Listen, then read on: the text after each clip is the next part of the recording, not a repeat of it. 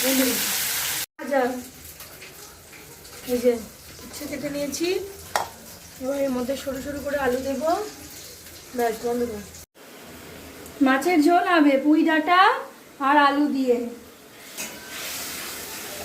মাছগুলো ভেজে রেখেছি, এবার পুঁই ডাঁটা আর আলুটা দিয়ে দিলাম মশলার মধ্যে। এখন ভালো করে কষতে হবে। বন্ধ করে দে,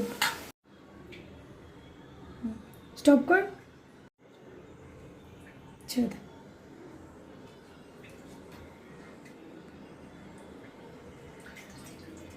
মাছের ঝোল তৈরি হয়ে গেছে, এখন আমরা ভাত খেয়ে নেব। আর আজকের মতো এইটুকুই, আবার কাল দেখা হবে।